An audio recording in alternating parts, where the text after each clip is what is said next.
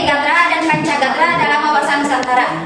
Anggota kami terdiri dari saya, Rian Harja, saya Hana Yulianti, Saya Surya Putra. saya Lugina Rosalia, saya Reka Deopiani, saya Rizky Restiani, saya Renali Mutiara. Kepada langsung saja pembacaan materi karena Hana dipersilakan.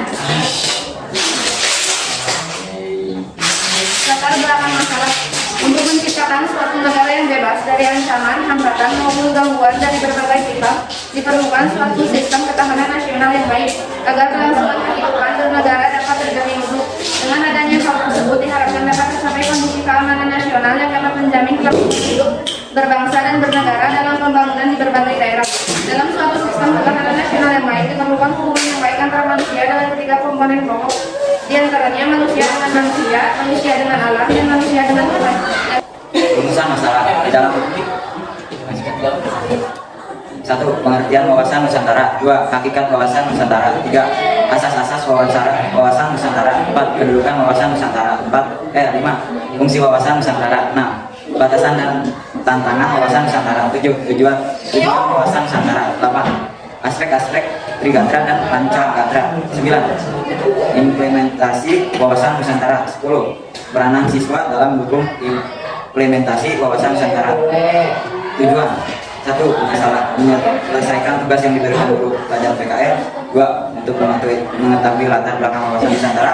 3. Untuk mengetahui hakikat dan asas wawasan Nusantara. 4. Untuk mengetahui unsur wawasan Nusantara. 5. Untuk mengetahui kedudukan, fungsi, dan tujuan wawasan Nusantara. 6. Untuk mengetahui tantangan implementasi wawasan Nusantara. Yang pertama, aspek-aspek Trigatra dan Pancagatra. Aspek Trigatra. Aspek Trigatra merupakan aspek alamiah yang telah melekat pada suatu negara. Unsur-unsurnya akan berbeda pada setiap negara. Adapun ketiga aspek yang tercakup dalam Trigatra meliputi aspek geografi, kekayaan alam, dan kependudukan. Aspek geografi merupakan sebuah wadah dan ruang hidup bangsa serta mewujudkan isi dan kehidupan bangsa.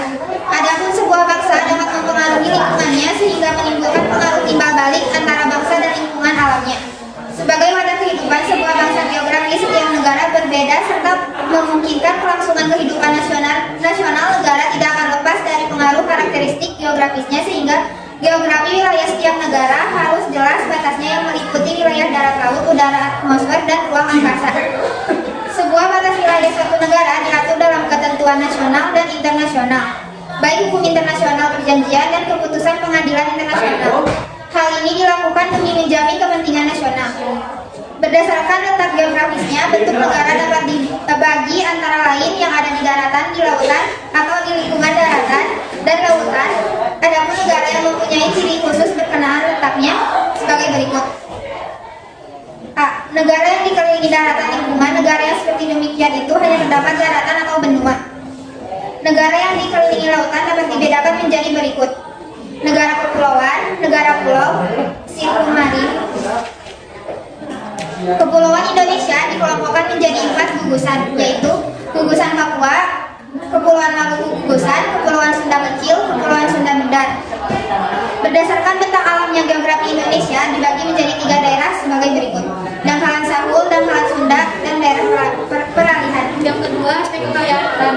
Kekayaan alam suatu negara merupakan segala sumber dan potensi alam yang terdapat di permukaan bumi, ruang angkasa, atmosfer, dan di dalam bumi yang berada di wilayah kekuasaannya. Menurut jenisnya, kekayaan alam dapat dibedakan menjadi 7 golongan, yaitu 1. Hewan, 2. Tumbuhan, yang ketiga mineral, 4. Tanah, 5. Udara, yang keenam potensi luar angkasa, yang ketujuh energi alami.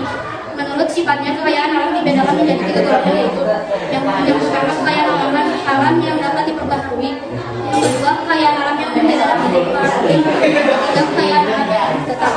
Yang ketiga, aspek kependudukan. Penduduk adalah manusia yang mendiami suatu wilayah negara. Manusia adalah faktor penentu apa yang dilakukan atau tidak dilakukan di suatu negara. Dengan kata lain, manusia yang tinggal di suatu negara akan menentukan apa yang akan dilakukan untuk meningkatkan ketahanan nasional. Dalam arti, manusia adalah yang akan mengusahakan penyelenggaraan kesejahteraan dan keamanan suatu negara. Aspek kependudukan memiliki suatu tolak ukur internasional, yaitu pencapaian tingkat kesejahteraan dan keamanan faktor-faktor yang mempengaruhi ketahanan nasional pada aspek kependudukan, yaitu jumlah penduduk, posisi penduduk,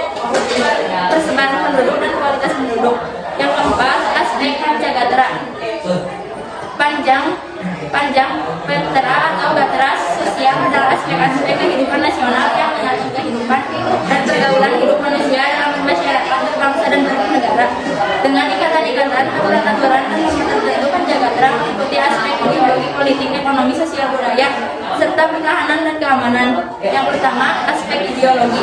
Ideologi adalah seperangkat gagasan, ide dan cita-cita dari sosial sebuah masyarakat tentang kebaikan bersama yang dirumuskan dalam bentuk tujuan yang harus dicapai dan cara-caranya yang digunakan untuk mencapai tujuan itu tersebut berisikan tentang rangkaian nilai atau norma yang bersifat menyeluruh dan mendalam yang dimiliki dan dipegang oleh suatu masyarakat berbangsa sebagai wawasan atau pandangan hidup mereka. Ideologi merupakan perangkat prinsip pengarahan yang dijadikan dasar serta memberikan arah dan tujuan untuk dicapai dalam melangsungkan hidup dan kehidupan nasional suatu bangsa dan negara. Yang kedua, aspek politik. Politik dalam ilmu pengetahuan senantiasa dihubungkan dengan kekuatan atau kekuatan yang menjadi pusat pemerintahannya. Masa politik berada di dalam konteks negara karena kekuasaan di dalam suatu negara berpusat pada pemerintah negara. Oleh karena itu, perjuangan memperoleh kekuatan dalam pemerintah terkadang berubah menjadi perjuangan menguasai pemerintah. Kehidupan politik dalam dibagi menjadi dua sektor, yaitu sektor pemerintahan yang berfungsi sebagai output atau menentukan kebijakan umum yang bersifat keputusan politik. Saya akan membacakan tentang aspek ekonomi.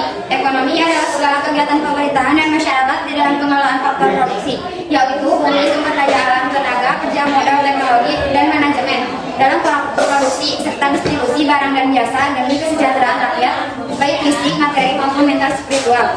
Yang keempat, aspek masyarakat budaya. Sosial budaya adalah kondisi dinamik bangsa Indonesia yang berisi kedaulatan dan ketangguhan yang mengandung kemampuan mengembangkan kekuatan nasional dan mengatasi segala tantangan, ancaman, hambatan, dan gangguan yang datang dari luar maupun dari dalam atau tidak langsung yang membahayakan kehidupan sosial budaya bangsa dan negara Indonesia. Yang kelima, aspek pertahanan dan keamanan. Pertahanan dan keamanan adalah kondisi daya tangkap bangsa yang dilandasi kesadaran bela negara.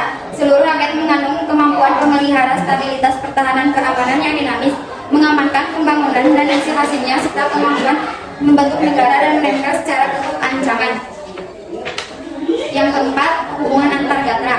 Aspek-aspek dalam wawasan saling berkaitan secara utuh menyeluruh. Hubungan antara masyarakat merupakan suatu sistem kehidupan nasional. Hubungan antar gatra, baik trigatra maupun pancagatra, merupakan hubungan timbal balik, saling mempengaruhi. Dengan demikian, perubahan di salah satu gatra yang mempengaruhi terhadap gatra lainnya dalam rangka mencapai tujuan nasional.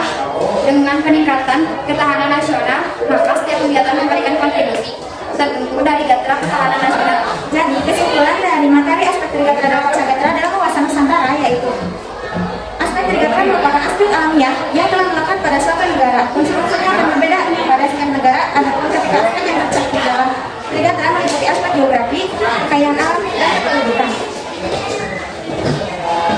Pancagatra atau gatra sosial adalah aspek-aspek kehidupan nasional yang menyangkut kehidupan dan pergaulan hidup manusia dalam bermasyarakat, berbangsa, dan bernegara dengan ikatan-ikatan, aturan-aturan, atau norma-norma tertentu. Meliputi aspek ideologi, aspek politik, aspek ekonomi, aspek sosial budaya, aspek pertahanan dan keamanan.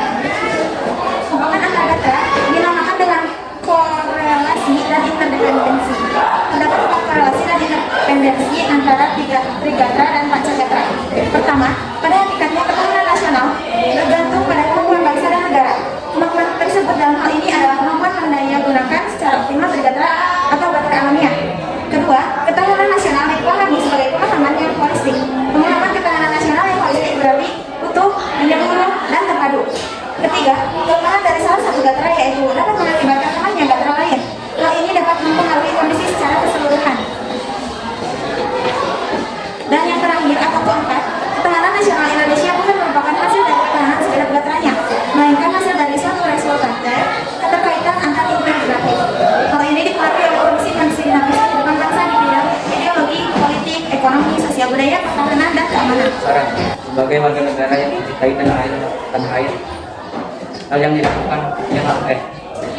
yang harus dilakukan adalah menjaga, menambahkan dan memperkuat kesadaran bangsa dan bernegara, sebab dengan adanya kesadaran berbangsa dan bernegara maka akan meningkatkan rasa persatuan dan kesatuan di dalam diri kita, sehingga menerapkan diri dari materi wawasan Nusantara akan tercipta dengan baik.